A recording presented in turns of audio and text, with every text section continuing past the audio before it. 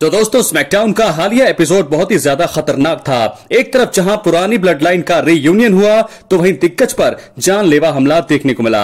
इस हमले के चलते रैंडी ऑर्टन खुद चलने में बेबस हो गए। उन्हें आखिरकार मेडिकल टीम ने स्ट्रेचर के जरिए बाहर का रास्ता दिखाया। दोस्तों ये बात और है कि उन्होंने ही अपने विरोधी को रिंग में आने का आदेश दिया था। उनके विरोधी ने पहले तो कोशिश की कि वो रिंग में ना आए, लेकिन फिर उन्होंने अपना इरादा बदला और इसकी वजह से कुछ जबरदस्त एक्शन हमें देखने को मिला। दोस्तों आपको बता दें कि रैंडी ऑर्टन और केविन ओवेंस के बीच में स्टोरी बहुत ही ज्यादा खतरनाक हो चली है। क्राउन ज्यूल 2024 में मैच की जगह सिर्फ लड़ाई का हिस्सा रहे ये दोनों सुपरस्टार इस हफ्ते स्मैकडाउन में मौजूद थे। रैंडी ऑर्टन ने पहले केविन ओवेंस को बुरी तरह पीटने की चेतावनी दी और रिंग में आने का आदेश दिया। जब केविन ओवेंस आए तो वो पहले एंट्रेंस रैप पर थे, लेकिन फिर रिंग में आए और उसके बाद दोनों सुपरस्टार्स के बीच में एक ब्रॉल हुआ जिसमें रैंडी ऑर्टन को नुकसान हुआ। केविन ओवेंस ने दरअसल रैंडी ऑर्टन को पायल ड्राइवर हिट कर दिया। इस खतरनाक मूव के चलते रैंडी ऑर्टन चारों खाने चित हो गए और उसके बाद क्या हुआ ये बहुत ही चौंकाने वाला था। केविन वहां से चले गए और इसके बाद ही मेडिकल टीम ने आकर दवाई पर रैंडी ऑर्टन को चेक किया। उन्होंने इसके चलते ये फैसला किया कि रैंडी को एक स्ट्रेचर पर ले जाया जाना चाहिए। इस दौरान undisputed WWE champion Cody Rhodes भी वहां आ गए और वो भी अपने साथी को लेकर थोड़े चिंतित दिखाई दे रहे हैं।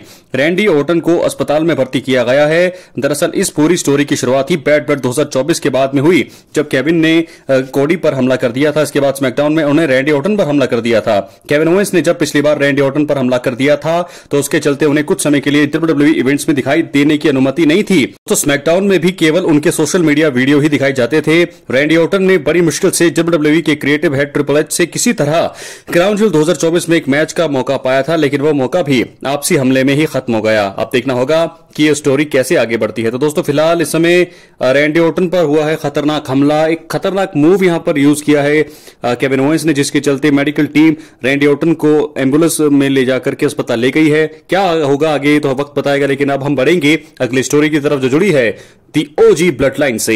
दोस्तों स्मैकडाउन में पिछले कुछ समय से असली ब्लड लाइन के रीयूनियन की स्टोरी चल रही है। रोमन रेंस और द उसोस साथ आ गए हैं। इस हफ्ते स्मैकडाउन द्वारा सैमी ज़ेन भी रोमन के साथ जुड़ गए हैं। फैंस ये पल देखकर बेहद खुश हुए। डब्ल्यूडब्ल्यूई ने कुछ कारणों से ही सैमी ज़ेन को दोबारा रोमन रेंस के साथ जोड़ दिया है। इस वीडियो में दोस्तों हम 3 कारणों के बारे में बात करेंगे कि क्यों रोमन रेंस और सैमी ज़ेन का स्मैकडाउन के एपिसोड में रीयूनियन हुआ। पहले कारण की बात करेंगे, डब्ल्यूडब्ल्यूई में रोमन रेंस का असली ब्लड लाइन को पूरा करने के लिए एकमात्र बचे हुए सदस्य को जोड़ने की जरूरत थी। रोमन रेंस ने ब्लड लाइन फैक्शन की शुरुआत की थी। रोमन रेंस और उनके वाइजमैन पॉल हेमन के अलावा फैक्शन में जे उसो सबसे पहले जुड़े। बाद में जिमी उसो उनके साथ आए। सोलो सिकोआ और सैमी ज़ेन भी यहां शामिल हुए। ये असली ब्लड लाइन था। सोलो ने तो अपना अलग ग्रुप बना लिया और इसे नया ब्लड लाइन कहा जा रहा है। ऐसे में रोमन को असली ब्लड लाइन को तैयार करने के लिए फैक्शन के उन सभी सदस्यों को जोड़ने की जरूरत थी जो पहले इसका हिस्सा रहे हैं। रोमन को इस सिचुएशन में द ओसोस के अलावा सैमी ज़ेन का भी साथ चाहिए था। भले ही रोमन के सैमी से रिश्ते अच्छे नहीं रहे हैं और उनमें गुस्सा था, हालांकि जब सैमी ने दोस्ती का हाथ आगे बढ़ाया और रोमन की मदद की तो रोमन को यह चीज महसूस हुई होगी और कि उन्हें अपने ब्लड लाइन का एकमात्र बचा हुआ पुराना सदस्य मिल गया है। इसी वजह से स्मैकडाउन में आखिरकार उन्होंने साथ आने का फैसला किया।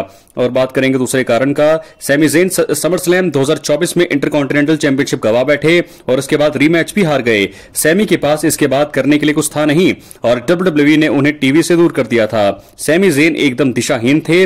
दूसरी ओर ब्लड लाइन की स्टोरी लाइन महीनों से चल रही थी और सैमी ज़ेन का उनके साथ भी इतिहास रहा है। इसी वजह से डब्ल्यूडब्ल्यूई का उन्हें स्टोरी लाइन में जोड़ना बेहद अच्छा फैसला था। सैमी ज़ेन को सोलो सिकोआ के साथ भी जोड़ा जा सकता था, लेकिन इससे बेवजह उनका हील टर्न हो जाता, जबकि फैंस उन्हें तगड़ा रिएक्शन मिलता है। ऐसे में उनका रोमन और उसोस के साथ जुड़ना ही सबसे अच्छा फैसला होता। डब्ल्यूडब्ल्यूई ने इसी कारण एक शानदार एंगल के साथ आखिरकार सैमी ज़ेन को असली ब्लड लाइन का हिस्सा बना दिया है। इससे स्टोरी लाइन बेहद रोचक बन गई है और सैमी के पास अब करने के लिए बहुत कुछ बड़ा है। दोस्तों बात आखिरी कारण की, रोमन रेंस को समरस्लैम में वापसी के बाद कई बार अकेले ब्लड लाइन के हाथों पिटाई का सामना करना पड़ा। इसके साथ जब जिमी उसो वापस आए तो चीजें थोड़ी बदली, लेकिन नंबर्स गेम का फायदा ब्लड लाइन के पास ही था। जे उसो के आने के बाद भी ये चीज रही। नए ब्लड लाइन में 4 सदस्य थे और असली ब्लड लाइन के पास 3 ही थे। रोमन रेंस को इसी वजह से एक और साथी की जरूरत थी। सैमी ज़ेन स्टोरी लाइन में जुड़ गए थे और उन्होंने रोमन के साथ आने का प्रस्ताव भी रख दिया था। इसी वजह से रोमन ने पहले मना करने के बाद भी स्मैकडाउन के अंत तक सैमी पर भरोसा दिखाया और वो साथ आ गए।